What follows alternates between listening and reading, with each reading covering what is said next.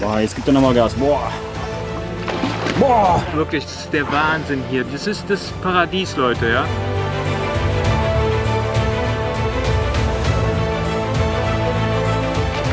Hast du gesehen? Ja. Boah. Geil! Mega. Das, was jetzt gekocht wurde, ist krass. Moin Victor, der Eugen ist da. Der will heute Tag, der will einen Tag mit uns. Ach, da ist er ja. Moin. Moin Eugen, hey. Hey. Dieses Wochenende seht ihr mal, wie wir Schweden in Premium-Lifestyle erleben. Wir zeigen euch hier unser Paradies an unserem See. Und nächstes Wochenende wird es dann wild, gibt es Survival in der Wildnis. Also wir legen jetzt erstmal, würde ich sagen, Schleimplatz an, dass ihr einen kleinen Überblick kriegt, dass ihr überhaupt erstmal klarkommt. Legen wir mal los. Das hier ist die alte Fischerhütte.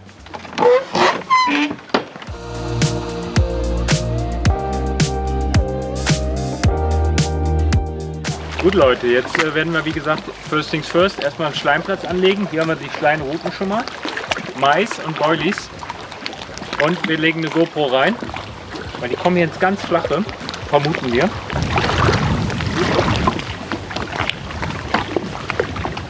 Ja, ich würde sagen hier so, ne? Dann können wir hier die meisten Boilies verteilen. Und abtauchen. Warte, kannst du mir geben? Bisschen mehr dahin? Wie gesagt, auf Imperativ reagiere ich eigentlich nicht so gut. Ja, Victor, was soll ich sagen? Kannst du bitte hier vorne mehr hinlegen? Ja. Komm, Arm ist besser als drauf. Aua! Hier bitte. Sehr gut, danke. Noch mehr? Klasse gemacht, Victor. Danke. Hey, super. Jetzt hier bitte einmal da rein, damit wir eine Spur legen, dass auch die von weiter weg kommen. Nicht immer so punktuell. Bitte. Eine Fährte. Wir legen hier eine Fährte, Leute. Die Hänsel und Gretel. Leute, was ihr nicht wisst, wir haben hier mega krasse Schleien schon gesehen. So eine Kravenzökolyten. Also 55 plus bis 65, würde ich sagen. Ja. Jetzt, Eugen, werden wir erstmal unser Badefass anmachen, weil es dauert 3 bis 4 Stunden. Und dann machen wir uns einen Birkensud schon mal für die Sauna ready. Und dann fahren wir raus.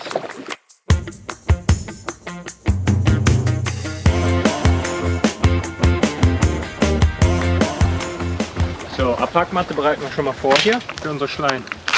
Wir bringen jetzt die ersten Routen raus.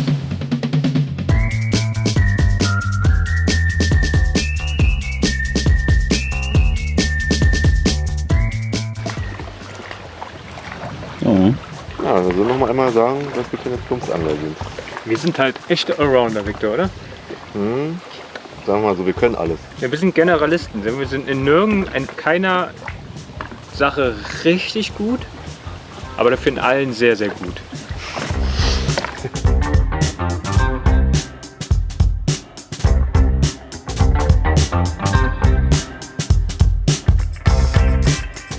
So, unser Futterplatz angelegt.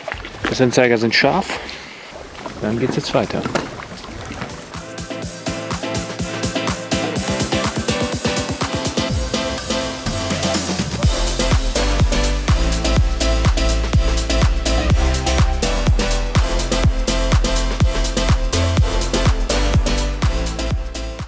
Jetzt bereiten wir schon mal den Abend vor. Wir haben ja auch eine geile Hot Tube, so ein Badefass.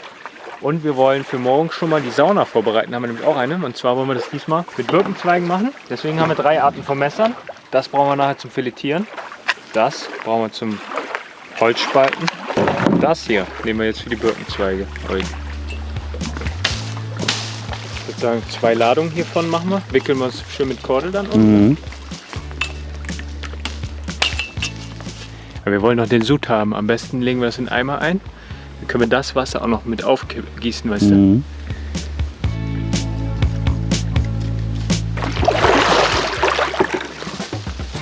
So Leute, Eugen meint, wir müssen das Wasser noch heiß machen. In der Zwischenzeit können wir sie ja schon mal reinpacken. Dann bleiben die frisch. Okay, dann machen wir jetzt mal hier den Kameraden an, oder?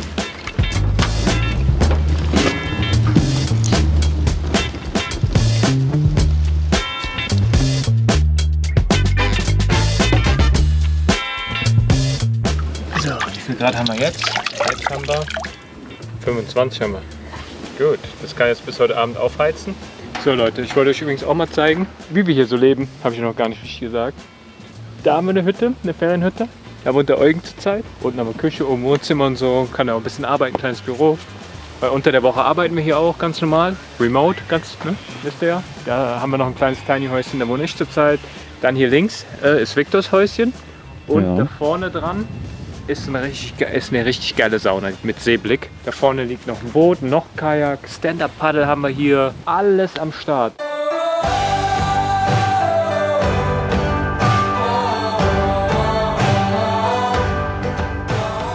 So, es geht los, Leute. Wir fahren da in die Flachwasserzone rein und ich werde probieren, mit Froschimitaten auf Hecht zu gehen.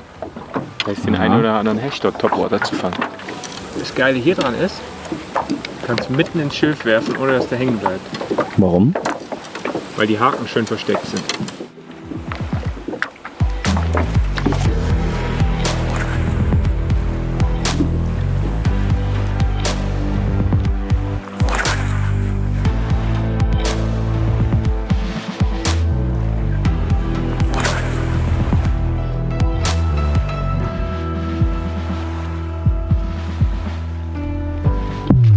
Hast du gesehen? Ja.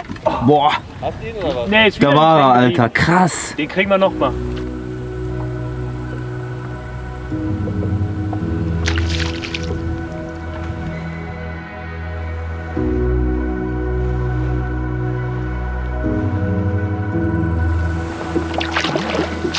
Okay Leute, ich sag's mal so. Wir haben vier richtig geile Bisse gehabt. Und deswegen würde ich jetzt aber mal sagen, weil wir hier alles abgekriegt haben, schleppen wir mal gerade eine Runde, da werden wir auf jeden Fall unseren Hecht fangen. Ja.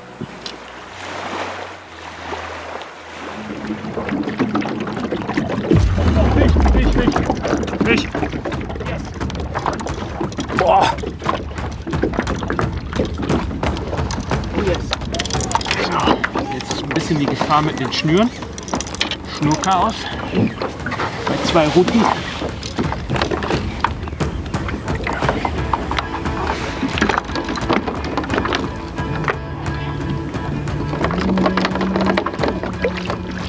Boah. Boah. Oh, das ist ein guter. Ja. Boah. Ja, 1 Meter plus, glaube ich. Boah. Oh. Alter. Krokodil, Eugen. Ein richtiges Krokodil.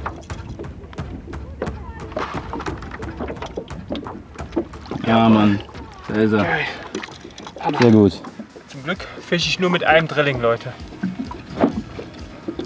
Der sitzt hier, zack, raus.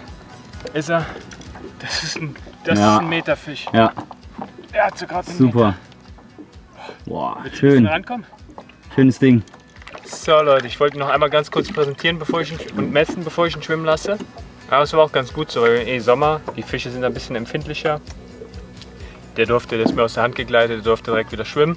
Hier in Schweden ist so oder so Küchenfenster, also Entnahmefenster, heißt Fische beziehungsweise über 80 müssen auf jeden Fall zurückgesetzt werden. Weil das ist auch ganz wichtig an solchen Gewässern hier, die sind wichtig für den Bestandsschutz, Leute. Weil die großen Fische, wenn man die selektiv nicht entnimmt, ja, viel mehr Eier pro Kilogramm Körpergewicht, starke Gene haben sich durchgesetzt und die Leichen teilweise auch versetzt. Man hat also eine Durchmischung des Pools, kleine Hechte, mittelgroße, große Hechte. Und so reproduzieren sich die Hechte einfach selbstständig viel besser, ohne dass dann immer wieder Besatzmaßnahmen stattfinden müssen. Und so hat man gute, nachhaltige Fischbestände. Und die großen, wie gesagt, schmecken eh nicht so gut. Die mittleren Fische bis 80 sind eh viel geiler für die Küche. Jetzt schleppen wir weiter. Richtig geil, hat schon mal geklappt. Auf den Swimbait. Ich würde sagen, Eugen, wir bringen die Routen wieder raus. Jo. Und dann geht es weiter. Attacke. So, ich habe jetzt hier gerade einen Hecht auf dem Echolot gesehen. Und jetzt lasse ich meinen Köder mal direkt runter. Stopp den 5 Meter drüber. Mal sehen, ob er reagiert. Das nennt man pelagisches Hechtangeln. Kann zwischendurch auch mal passieren, dass wir, wenn wir einen sehen, können wir stehen bleiben und den dann ganz gezielt pelagisch vertikal anangeln quasi. Den Köder direkt 3-5 Meter über den stoppen und dann wippen. Vielleicht kriegen wir das auch noch drauf heute.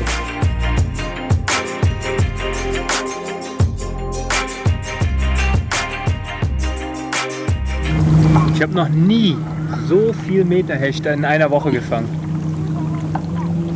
Also wir haben bestimmt schon hier jetzt 6 Meter Fische gefangen. Oder eher 8, ich weiß es nicht mehr. Ja, bist Boah, jo, mega. das gibt's doch nicht. Wahnsinn. Hoffentlich verlieren wir den nicht. Ne. Boah, mega. Wahnsinn, wie schnell das wieder ging. Mhm. Boah.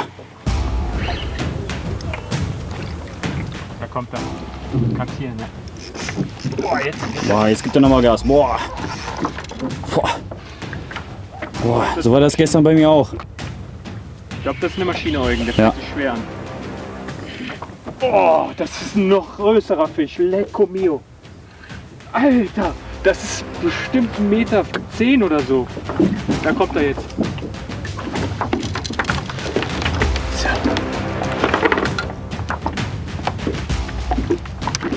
Boah.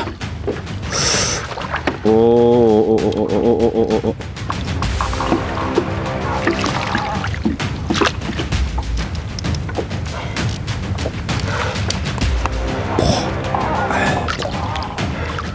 Schon eine ordentliche Maschine, ne?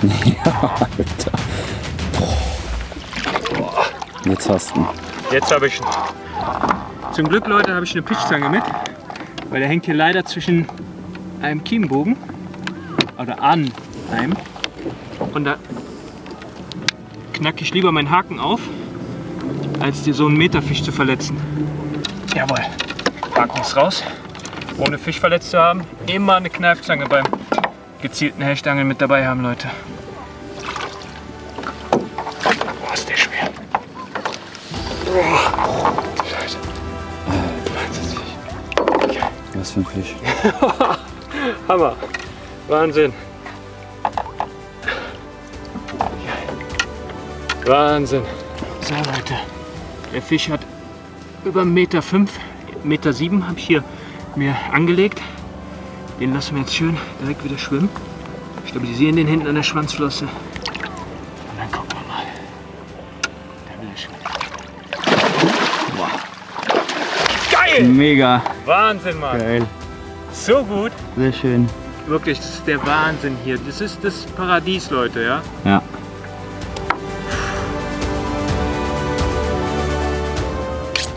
So Leute, wir sind wieder herangefahren. Wie immer haben wir es übertrieben, viel zu lange gefischt. Victor ist immer noch draußen, der ist komplett verrückt, der will unbedingt noch seinen Barsch fangen, seinen großen. Wir haben noch einen schönen Hecht, den hat Eugen gestern gefangen. Den hatten wir jetzt einen Tag im Kühlschrank, eine Nacht. Dann ist es eh optimal. Schöner End-70er. Mhm. Den filetieren wir jetzt und dann machen wir parallel, würde ich sagen. Eugen, machst du schon mal das Feuer an? Ich filetiere den jetzt, ne? Geil, komplett grätenfrei. Und den werden wir dann, so ist ein bisschen Ketchup aus dem Kühlschrank übrigens ausgelaufen. By the way. So, und dann können wir schon mal Feuer anmachen und dann wird über dem Feuer gekocht. Und Victor, der Gauner, wenn der reinkommt gleich, ist natürlich wieder das Essen. Ja, Stellst du immer wieder auf halt, den ne? Tisch, ne? Klar, hat er schon alles einkalkuliert. Genau.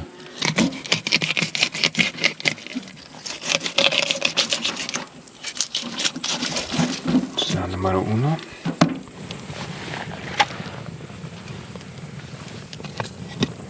So, Eugen, guck mal hier, wir haben frische Pfifferlinge hier aus dem Wald.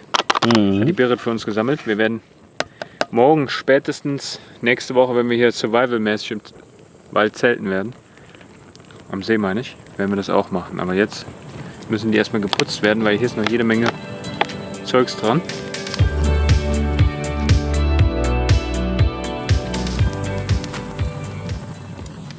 Hat eine Zwiebel eine Schale oder eine Pelle? Eine Schale.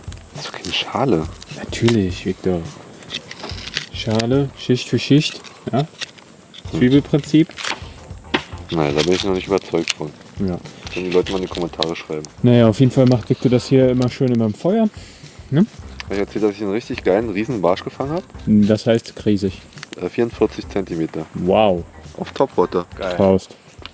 Ja, und einen schönen 1,7 Meter Hecht gefangen. Eugen meint 1,5 Meter. Ja, Eugen macht ihn mal wieder kleiner als ich. Ich habe gesagt 1,5 Meter ist die Markierung, der ist 1,7 Meter. Eugen. Ach, ihr habt den gar nicht ordentlich vermessen, sondern nur an wieder so einem Stock oder was? Nee, ich habe mir doch Markierungen in meinem Kajak gemacht. Du hast hier eine Meter 7 Markierung gemacht? Korrekt. Korrekt. Nee, das ist alles so, ne, Zentimeter. Es gibt so eine Maßeinheit, nennt man Zentimeter, Meter und Millimeter. Aber da steht doch ganz genau drauf, wie viel es ist. Genau, deswegen ja 1,7 Meter. Eugen? Mhm. Das ist kackegal, ob er 1,5 Meter, 1,7 Meter war. Da hast du recht. Das ist beides ein sehr guter Fisch. Beides landet bei dir in der Pfanne, ne? Nee, Leute, nämlich nicht. So, jetzt mache ich auch mal weiter. Und zwar, was mache ich jetzt? Jetzt lege ich das Röhros schon mal drüber. Schön Kokosöl, ja. Schön Knoblauch, Zwiebel kommt jetzt rein. Victor, ich brauche schon mal Zwiebeln, bitte. Das hier für die Suppe, der Rest für den Salat. Dann brauchst du bitte eine Möhre, klein geschnitten. Und die Hälfte der Zucchini ebenfalls für die thailändische Suppe, okay? Bambussprossen haben wir auch, kommen gleich auch noch rein. Eugen, ich habe eine Frage an dich. Ja, bitte. Schält man eine Zwiebel oder pellt man eine Zwiebel? Die pellt man. Ihr habt doch beide einfach keine Ahnung. Tut mir leid, dass ich das sagen muss. Tja. Guck mal, wenn du ein Profi bist, ne, dann machst du den Griff immer so über die Flamme. Damit der Griff heiß ist, ne? Genau. Nur wer heiß anfassen kann, kann auch heiß lieben. Und du wirst ja heute Nacht deine erste Nacht hier mit Victor haben, oder? Ich schlafe doch in einem Haus, in einem Zelt. Und zwar, wir wollen ja den ganzen Hecht verwerten. Also geben wir am Anfang noch die Karkasse mit rein. Das ist der Teil, der vom Filetieren übrig geblieben ist. Wo die ganzen Y-Gräten sind. Und darin lassen wir die Suppe aufkochen. So, das sieht auch gut aus, Eugen. Das können wir jetzt schön verteilen. Das ist geil. Ich bräuchte bitte die Möhren, Victor. Und den Lauch. Ah, hier ist Lauch. Den schneide ich selber. Weil der muss gut geschnitten sein. Das kann ich dem Victor nicht überlassen. Spaß. Der Victor schneidet sehr gut.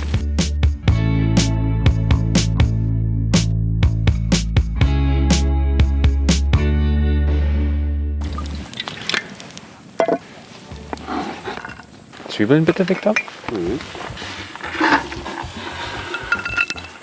Okay, der Rest ist für den Salat.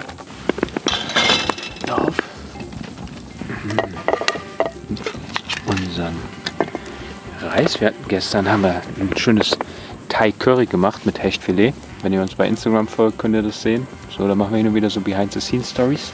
Deswegen haben wir noch Reis über. Schön Basmati-Reis. Daraus machen wir jetzt schön gebratenen Reis. Schön. Dazu nehmen wir uns noch ein bisschen von der Frühlingszwiebel. Mit der Frühlingszwiebel geil den Reis anbraten, weißt du? Das ist schön.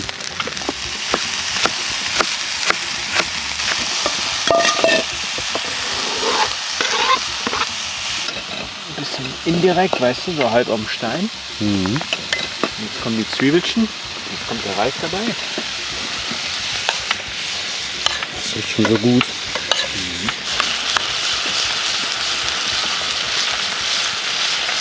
Das. Ja.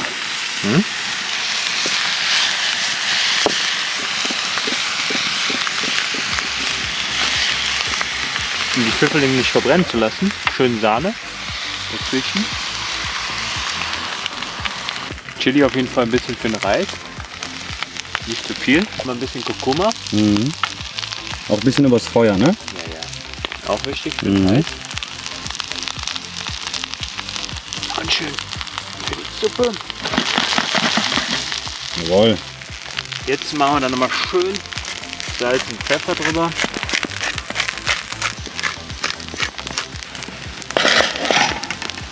Und dann können wir als Vorspeise schon mal die Suppe essen. Die Karkassen können wir jetzt rausnehmen. Die kann man nachher noch schön abnagen.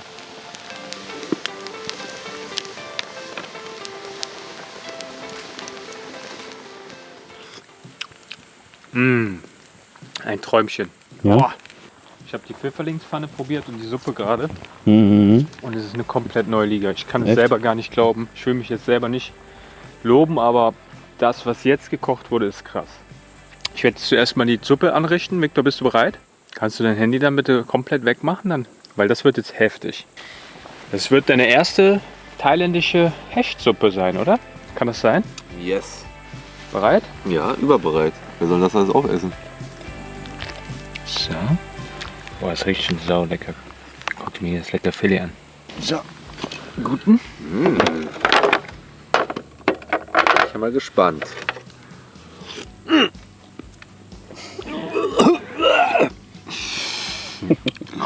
Normalerweise würde ich sagen, einfach nur respektlos, wenn man ihm sich so Mühe gibt, weißt du, beim Kochen. Und dann gibt es so eine Reaktion. Aber bei Victor mache ich einfach gar keine Reaction mehr, Leute. Einfach, das werden die Leute auch in die Kommentare schreiben. Das ist einfach. Ne? Aber jetzt mal deine ehrliche Meinung. Für eine Suppe. Schmeckt geil. Ne? So, jetzt kommt der Hauptgang. Gebratener Curryreis mit Frühlingszwiebeln.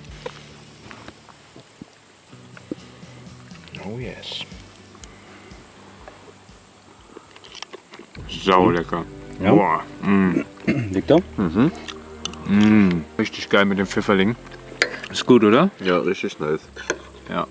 Ich meine, so kennt man Hecht einfach nicht, ne? Ist halt nicht so ein 0815 Fischgericht, was so nach Fisch schmeckt. Geil schmeckt das. Hammer. Morgen geht's hier weiter.